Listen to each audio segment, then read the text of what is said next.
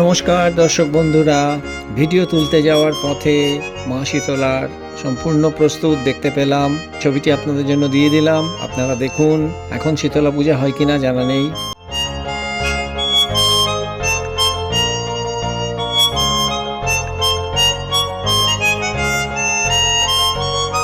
উদ্দেশ্য ছিল এই যে ছোট্ট সরস্বতীকে দেখছেন, তার পাশে ছোট্ট লক্ষ্মীকে দেখছেন, এটি ফাইবারের, পিছনে মা দুর্গা, সেইটি দেখানো আমাদের উদ্দেশ্য ছিল। মোটামুটি প্রস্তুত, কিন্তু ফাইনাল টাচটি 20শে জুন নাগাদের আশেপাশে হবে, সেরকমই যিনি বায়না দিয়েছেন তিনি বলেছেন।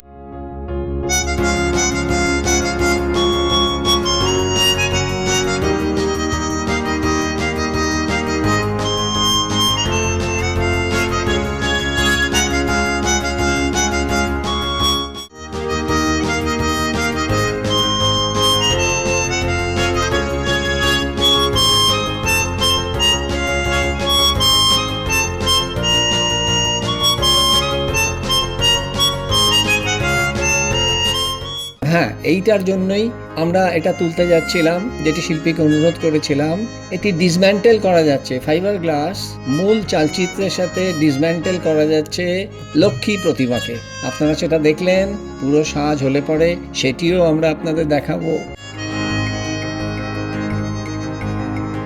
এইবার দেবী সরস্বতীকে ঠিক মাপ মতো চালচিত্রে হোল করা আছে, আর লক্ষ্মী এবং দেবী সরস্বতীর পেছনে বড় বড় স্ক্রু দেওয়া রয়েছে, যেটি পেছনে নাট দিয়ে আটকে দিলেই দেবী দুর্গার এই ছোট্ট ফ্রেমটি ফাইবারের তৈরি হয়ে যাবে।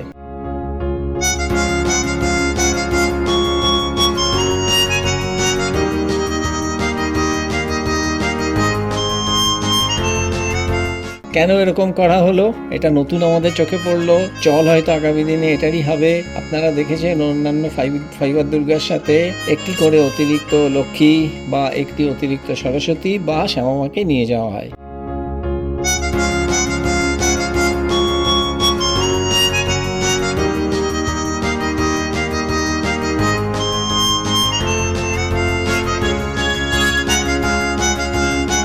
তো এখানে বোধহয় যিনি বায়না করেছেন তিনি বললেন যে আলাদা করে লক্ষ্মী সরস্বতী নেব না, এমনকি কিছু করা যায় না, যেখানে দুর্গা পূজার পরেই কোজাগরী লক্ষ্মী পূর্ণিমায় লক্ষ্মী পুজো করতে হয়, তারপরে সরস্বতী পুজো করতেও হয়, বাঙালির 12 মাসে 13 পার্বণ। তাহলে লক্ষ্মীকে খোলা গেল, কোজাগরী পূর্ণিমায় লক্ষ্মী পূজা হয়ে গেল, ওদিকে বসন্ত পঞ্চমী বা মাঘী পঞ্চমীতে সরস্বতী দেবীর পূজা হয়ে গেল। সেই কারণেই ডিসম্যান্টেলড একটা নতুনত্ব জিনিস, হয়তো আগামী দিনেই এটি ফাইবার দুর্গার সাথে যারা অর্ডার দেবেন প্রতিমা বায়না, তারা এটাই শিল্পীর থেকে চেয়ে নেবেন।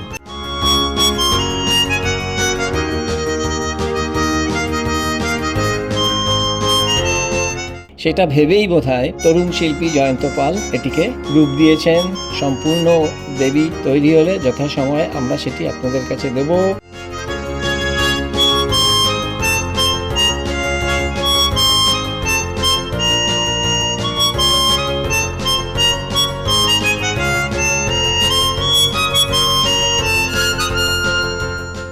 এই যে দেবীকে দেখলেন, যেখানে লক্ষ্মী সরস্বতীকে খোলা যায়, লাগানো যায়, এই দেবীটি যাবে হলো কানাডাতে।